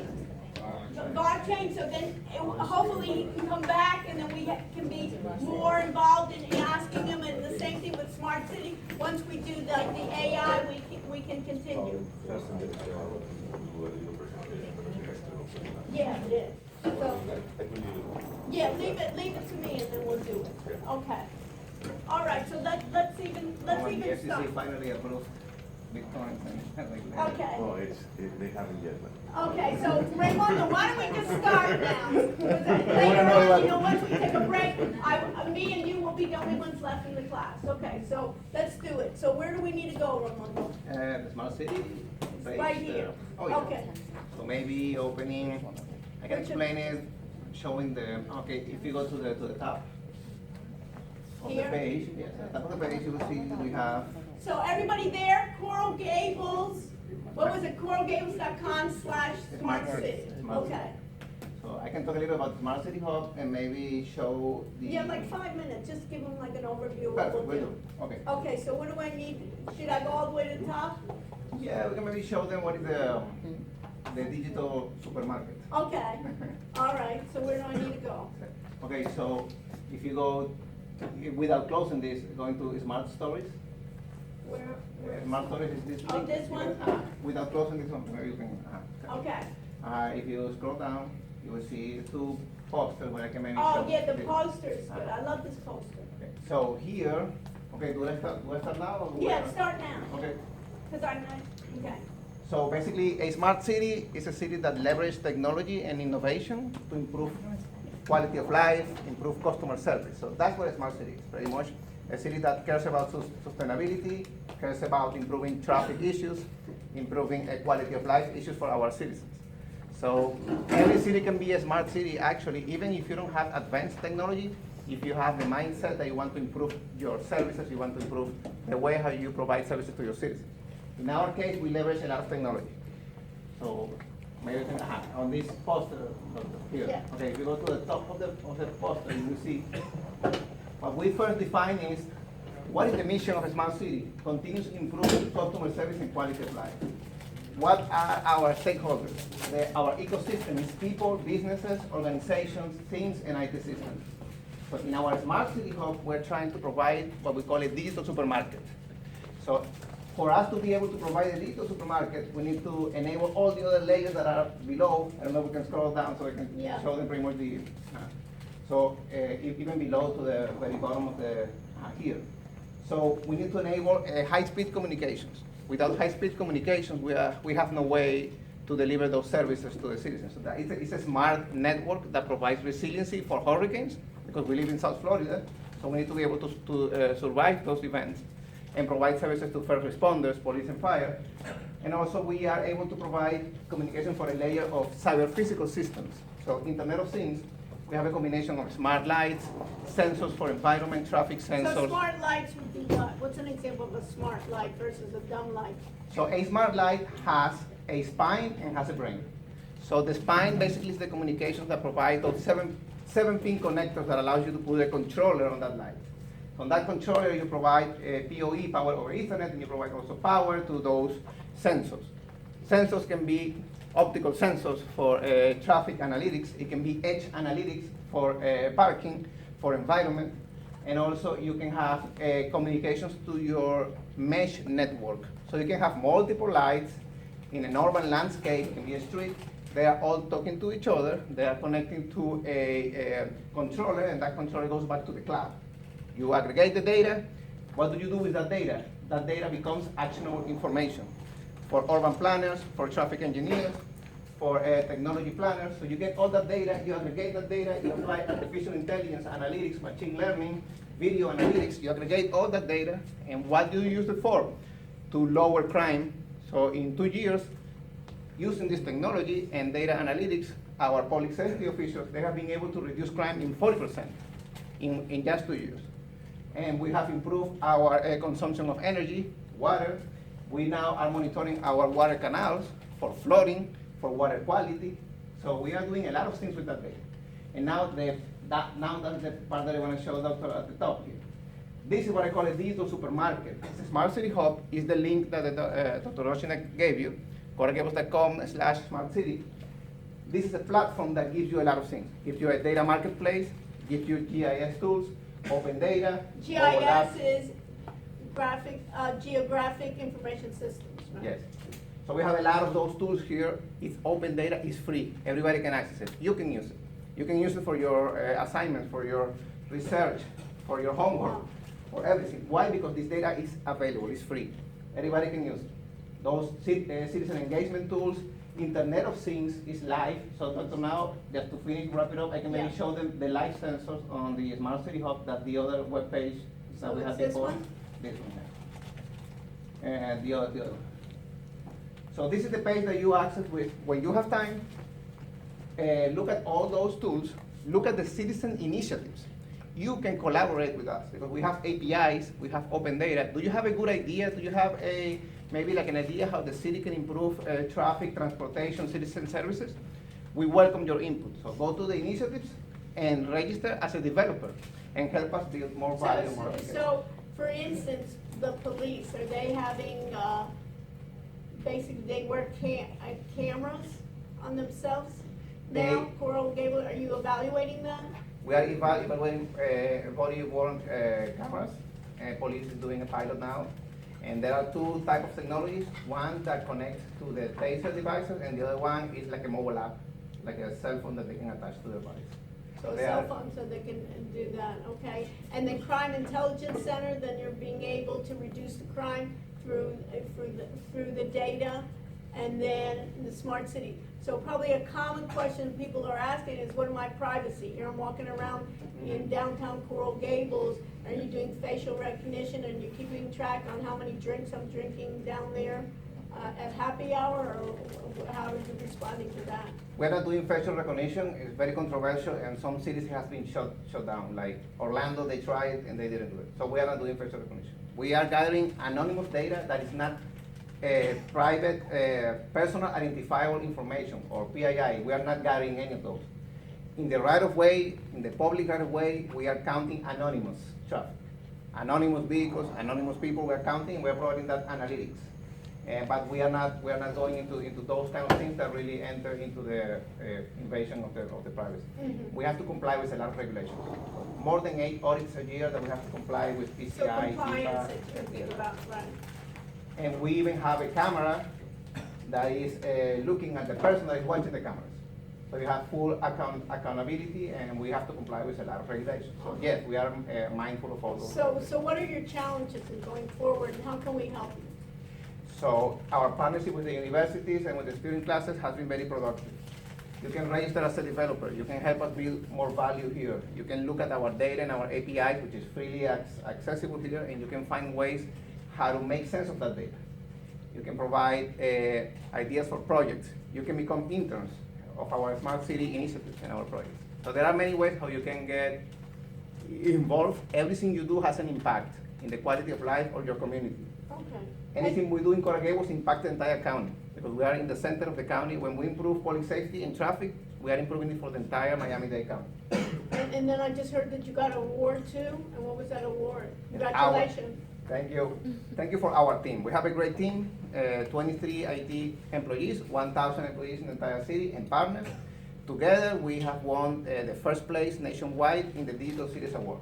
So that's one of the most important prizes for cities that leverage technology to improve quality of life. So we went to LA recently, and we received that award on behalf of the city. We're very proud of it. Great, and you remember when I was telling you about when I was doing the Women in Technology, your group helped us very much as well in terms of looking at basically machine learning you're trying to start doing, and artificial intelligence as well. So I just wanted these folks to have it, and then maybe later on you can come back and we can think about it like a project there that we can do, and they can help us help you as well. We can set up a small team of students. Maybe they want to do it. We'll discuss next week their projects, and that may be something that one group may want to do, is look at smart cities, evaluate what other smart cities are doing, and maybe do some proposals. Perfect. So I really appreciate you coming out. Thank you very much. Thank you for the invitation to the partnership. Thank you. So Roman, this is interesting. So where should I go for you? This is, I heard about what you were doing, and it sounded so exciting. We have a lot of, how many people are finance majors here? See, we've got a whole crew of finance majors, we have marketing, and basically these are the crew. Some of the other ones kind of snuck out, they thought I didn't see, but but these are the true guys that really want to learn about what you're doing, and it's great, and if there's ways that we can help you. So where should we go, or do you want to just talk about it? I'll talk about it. You'll talk, and then maybe if we can invite you back, once we spend some more time understanding blockchain, then we'll have it, we can invite it back, and then also maybe in terms of smart cities, we also spoke with Raimundo about trying to do a pilot on blockchain for the cities. A lot of times you think about all the deeds, basically, or we can do something in, any of the records or anything that we can put in the blockchain. So we've also been, speaking with Raimundo, even Estonia. Anybody hear about the country Estonia? They wanted to be, they have their entire city, their entire country basically like e-digital. Basically everything is there. You can even be an e-digital citizen in that country. Everything is digital. Since in that. 2005. Since 2005, they said, hey, no papers, no nothing, we're gonna be, and they wanna work with us in Corteva. Especially, I think they wanna come in February. Estonia, can you imagine how cold it is there? All of a sudden, we look really good. So they wanna help us on that. So basically, tell us about what you're gonna do. Well, here, I've been around the payments area for the last 20 years. We've been doing payments for the non-financial crowd, the immigrants, people in South America, people in Asia. We've been creating solutions for your phone before you had smartphones. So we've been around this area for a bit. I got involved in the blockchain 10 years ago. We've been building our own blockchains for 6 years now. Our first blockchain was built in 2012. And it was just for payment systems. Our payment systems, we have a royalty and in India, and the people that bought our royalty have about 100 million consumers right now. Blockchain. Who knows what blockchain is first before I begin talking about it? Okay. Blockchain is just a distributed system where there is no trust entity involved. What is a trust entity? When you have money, you need a bank, you need a financial institution, you need the government to safeguard your transaction. If you're gonna buy real estate, you need somebody to record your deed, you need somebody to take your money and make sure that your money is good. Blockchain can do away with that because the way it's distributed, it actually acts as its own trust system, and it is much more efficient than anything that we have now. I'm sure that most of you heard about Bitcoin, and I'm sure most of you heard about cryptocurrencies, but that's just the tip of the iceberg on what a blockchain is. There's three major trends, and Raymond touched a couple of them. Three major trends for the next 10 years: 5G, IoT, and blockchain. They will all combine, and you'll see a society in 10 years that is totally different to what we have right now. You guys have one of the greatest opportunities I ever seen, and I've been working in this industry since I used to write code in Fortran. So I've been around. So this is great. What we're doing, for my biggest project right now, we're doing a bank. Why am I doing a bank? Well, every single payment system dates from the 1960s. Every single one. Visa, MasterCard, American Express, ACH. Every system that sends money overseas dates from the 60s and 70s. SWIFT, ECE. Every single pattern of information that is used is over 30 years old. What that means that it makes transactions inefficient. There's several big companies that have made sure that this never changed. Western Union, Citibank, Visa, MasterCard. Why? Because, let me give you an example. Western Union made $11 billion last year from remittances from the poorest people in the country to their home countries.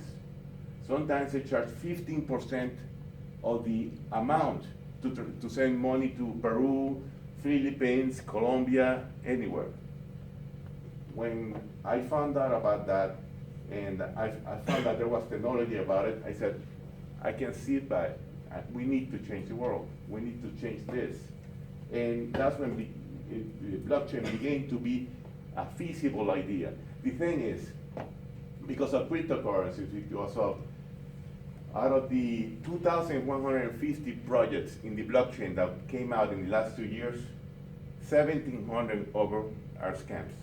period. 1,700. So I needed to make a project that was legit, that could be backed by a central bank, and that could take away all the inefficiencies from the financial system, and we created it. We got a license, and we are changing the laws in the country of Antigua, in the Caribbean. I just got a message from the PM as I was sitting here, and he says that I should have my laws changed by the end of the month. We have our blockchains working. We're using something called the one-chain blockchain. I've been working with them for 17 months. One-chain has the ability to go from fiat, it's any regular currency, to blockchain, basically Bitcoin, Ethereum, and our own blockchain instantaneously. When you say your own blockchain or your own, you're gonna have your own crypto, you're gonna have your own token? Yes, we have our own token, and what we have done is that we have agreed with the government of Antigua that we're setting up our token 1-to-1 to the dollar. That is, for every token there's $1 in reserves at the central bank or correspondence banks. There's never risk in this transaction, because our bank doesn't take risk. Our bank does not make any loans. Our bank is just a platform for transactions. What this means is that you can do a wire transfer from one side of the world to the other in 2.1 seconds, and it can be credited to that person and used again in that amount of time. What it means is that you can send money directly to the personal device of a person anywhere in the world, and the commission will never be more than 1%. What that means is that you can leverage that a system for industries that do not have a payment system right now because they are frowned upon, such as the legal marijuana industry. What that means also is that the IoT revolution needs a form of payment, because devices talk to each other, but they cannot trust networks like Visa or MasterCard when they go across borders, or when they transact in industries that are not considered legit, because Visa's charges change with the industry that you work on. If you work in, gambling, and that's a big industry now, you get charged 12%. If you work in supplements, you get charged 11%. And they charge so much because? Because in the past, there were chargebacks. In the past, people said, well, I didn't order it. When you use the blockchain to do all this, the blockchain records your order the moment you placed it, and it can never be erased. So your ideal customer will be who? My The ideal- the marijuana industry, Well, since they don't, federally, they only can be cash, who's gonna be, so that's Well, gonna be one? that could be one. My ideal, this was created for the immigrants, for the Okay. 20 million immigrants in the United States, but not only for them. Inside Mexico, there were $5 billion of remittances last year. From Spain to Ecuador, there were 8 billion of remittances. So you're gonna reduce those costs to where they have to pay so much, those immigrant workers trying to send money back to their countries? Absolutely. My whole aim is to disrupt. Mhm. I think this market is ready for disruption. So, and who's gonna be your competitor? Western Union, Visa, And MasterCard. and what are you preventing them from then going into this market? I'm not. I wish they would, because otherwise, fees will stay high. This is the model. Since I use mostly technology, the model is sufficient enough to bring a nice profit and disrupt the market. And that's what I would tell any of you right now. A competition by itself in known markets is incredible. There will always be somebody that has more money than you do. You have to create your own markets. You got to look for inefficiencies in every industry and attack those. And this is what you sent me, if you don't mind. Remember you sent me your business Oh, yes. plan? But Yes. I just wanna show you, he sent me his business plan. Look at his contents of his business plan. Does that look familiar? Look at this. peer-to-peer, security and risk assessment, business continuity. This looks like our electric control activities, right, compliance and regulations. KYC, what's KYC? Know your customer, remember, and AML for the money laundering, right, and social KYC. So you're doing all the regulations as well that you have it, okay? Correct, I mean, Okay, so how can we possibly help you in any way? well, I mean, this is a huge world, and what I'm creating is just the basis of a system that can be used in every single industry. I already have several people, I have an incubator in Latin America right now. Where? In Venezuela, of all places. Of all places, Venezuela. But you know, in Venezuela, there's incredible number of math majors. Right, and they're sitting there, and then what do they have to do? So Well, you might as well use it, Yeah, right? and the thing is, even as that, about 3 million of them have immigrated over the last 2 years. Right. But there's still a lot of them. And they are building solutions. They are building their own, there's one that I like a lot that's called Happy Card. These guys use the blockchain to create a system to remotely wash cars with GIS. And all the transactions are done through the blockchain. So I mean, there's a lot of things. What I'm doing, I'm gonna give you the ability to pay and to invoice everyone over the blockchain. I'm giving you a set of open APIs. I'm giving you a code. I'm giving you all these things that you're gonna need to approach industry, because like I'm saying, I can identify at least 20 markets. We are not going into it. I'm just letting everybody else do it. Mhm. We're just setting up a system so you can do it. So you're doing like the infrastructure. Totally. Well, I'll just show you. It's Yeah. not there, but let me show you the last slide on this. Okay. And this will, I'll send you. Okay. Well, so he's done it, you did a very nice business plan, by the way, I looked at it, it was very nice. So, Those, okay, of Universal, okay, just go ahead, you can just say. okay, so the markets that we can address right now are payments and benefits directly from the company or government, transfers in foreign currency, food tickets, food stamps, advertising, point of sale, like in the point of sale, market applications. This is very important. You know that outside the United States, about 60% of the population has no bank account, no regular bank account, but more importantly, about only 13 or 14% of the whole population outside Europe and United States has a credit card. Apps in those countries cannot be sold. Why? Because there's no way to pay them.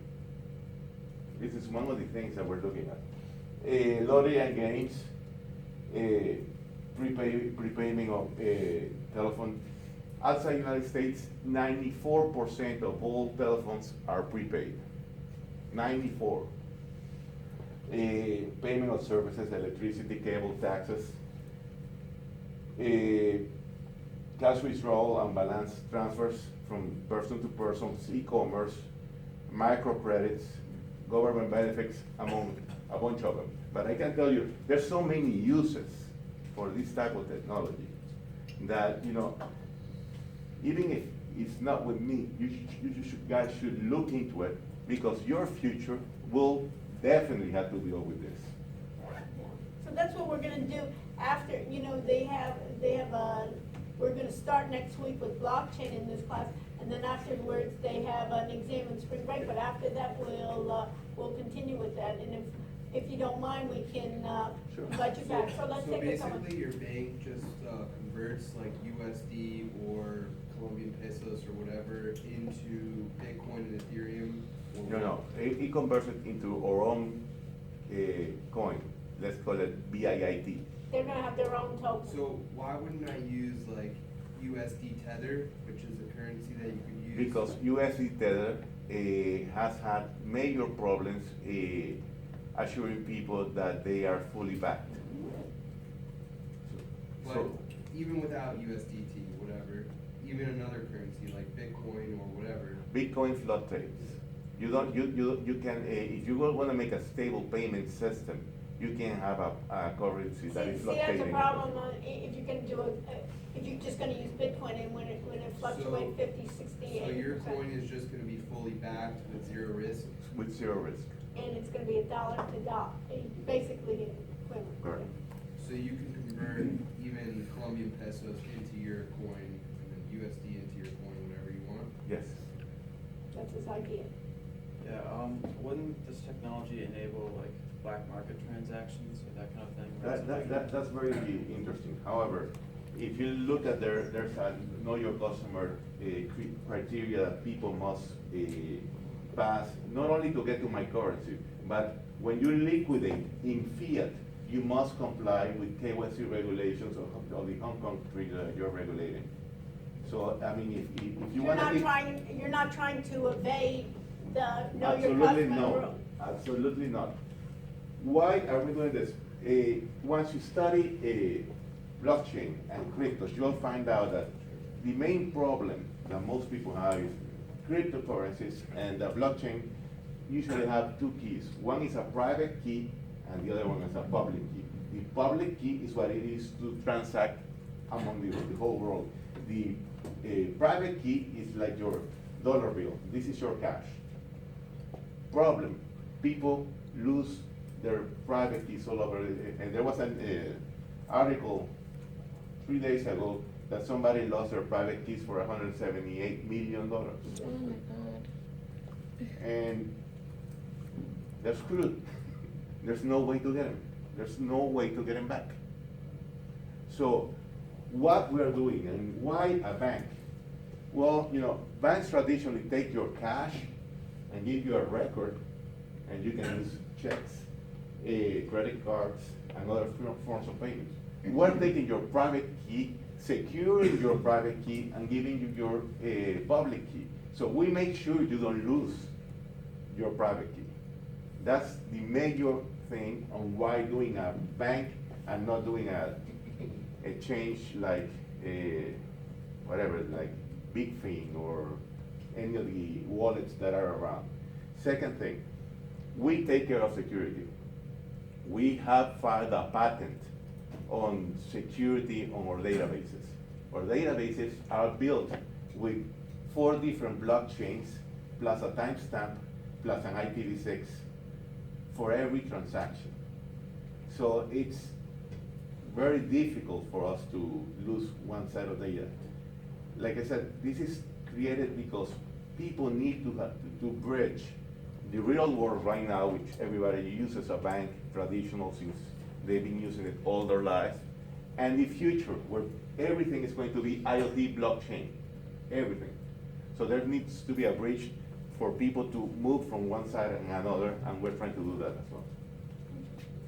Yeah. So will you guys launch with an ICO? Or will it not be No, publicly traded? no. We're not doing an ICO. The reason why is that ICOs cost too much. If you go to Consensus in 2 months, which is the largest blockchain in New York, I'll be there. And but when one of these companies asks you to launch with them, it usually takes about 12% of your ICO money to launch. That's unheard of, and I can't find a model that should support that type of cost. So what we did is private individual placements with people in the industries that need this solution, and we're fully funded. So you're funding group. So you're already like done with your first round of funding? Well, yeah, I mean, we did it 18 months ago. Oh. So I mean, like, when we go live, and the amount of money you can make with a bank in payments nowadays, if you go worldwide, it's insane. That's what I can say. And that's because the financial system right now, it's set up that way.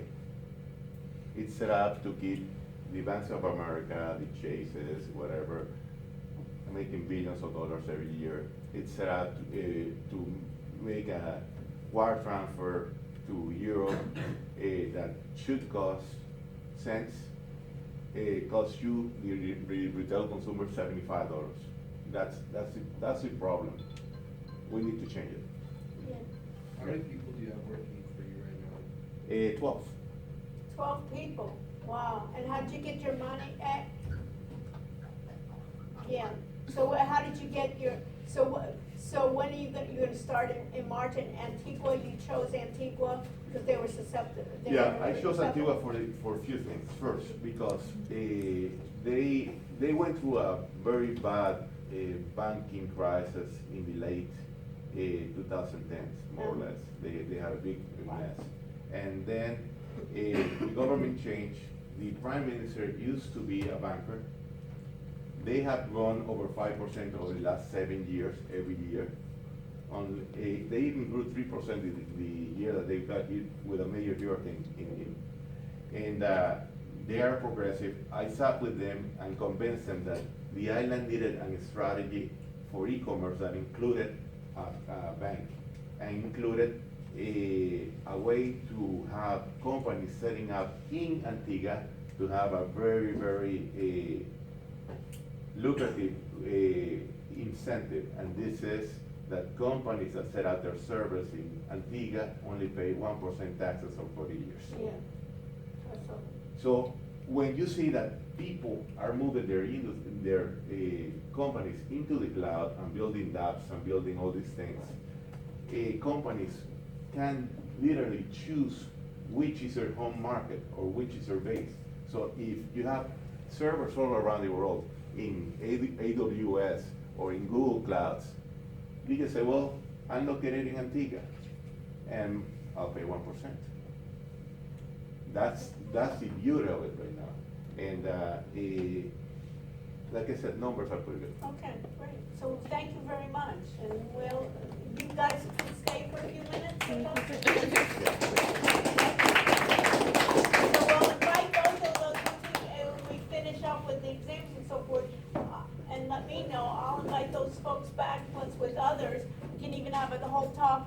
Those that are in blockchain, we can invite in even some attorneys and some others that are in that space to talk about where blockchain and which industries, also even just smart cities and what you're doing, and then we can figure out ways together on how to help both of you guys and make even projects that are more interesting for the students that can join us into it, and then we can help in terms of the data analytics and research. Yeah, and before I leave, I'll leave you an email. If you Okay. guys have any questions regarding this, feel free. Okay. Feel free and. Yeah, you can put that on you want me to just put it on the board here, or you wanna write it? Let me write it because Okay. it's gonna. No, Okay, and then they can take a picture of it, and they can contact me too. my handwriting is awful. Okay, I should have never graduated. all right, well, we didn't graduate you because of your handwriting, right? Let me just see. Hopefully because of your brains, huh? Okay, okay, okay, okay. Are we on the air? Yep. Are we here? Yes. Okay, good. All right. So Yep, my thank you name is very Roman much. Martinez. We're set. You guys stay with us a little bit and we can discuss it as well. Thank you. Okay, so we're set for tonight. We'll see you if you guys want to stay. Any questions? What? Leave them for a little bit. We'll see what It was very interesting, fascinating. All right.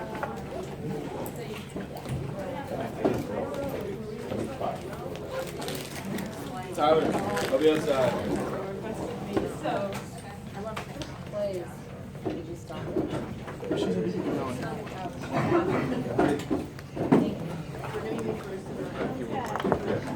Where's your office located? Right now, Homestead and the Caribbean. I go back and forth and Are you're the main guy for the president? Yeah. I basically wrote in this business plan by myself. Bye. Yes, I will. I will. Next time I come around, I'll give you more information. I guess by the time I come back, eventually I'm running and then we're gonna expand fast. Yeah. Sounds like a good idea. Just go back to shape. Yeah, no, I like a lot, I like it.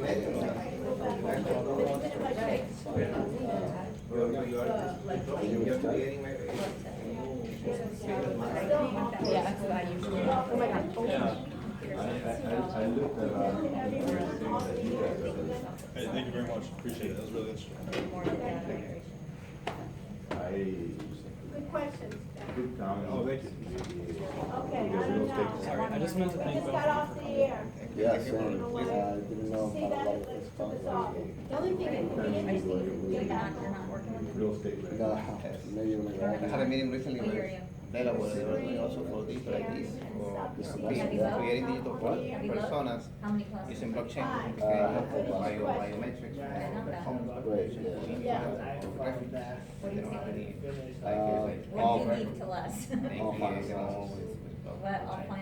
all in our case, we don't have a big common. Oh, no, go to your break. Do you know how to review your questions? Improving the Is there something that our is- CEO, Alex, do you know how to review questions of the quizzes?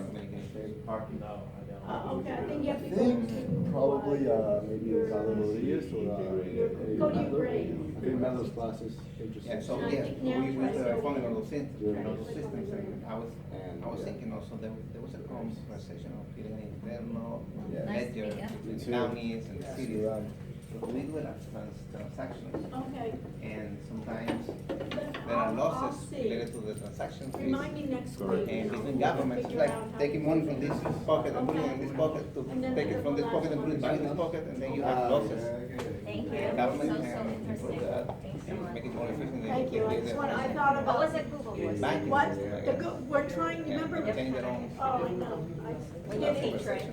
What we're trying to do, remember when we were talking about? Trying to get all my information. No, no. Only because I trust you. I'm like, I gave you that. No, what we're trying to do is, remember how we were talking about Backtest One? And we're trying to get higher research engines? We are So, learning but about basically, what we everything. were thinking about, even like Abad and the other ones, is to try to get companies to rely on We are working with the search engines. And what we're using is Google Voice to match we'll match a So basic. Mendy's number is connected to Kabot, not so And my much mine. assistant Oh, director, I okay, sent so him to an anyways, online so, course but from it MIT. doesn't matter, Kabata should be the clients. So he's like, I told him, okay, go Yeah, ahead we and can learn finish more than me, this. and then. So we can see in how we compliance, can do something efficient. in compliance, you can even do that, so we're trying to do like a vanity number, like 1-800 compliance, Okay. or 1-800 ways.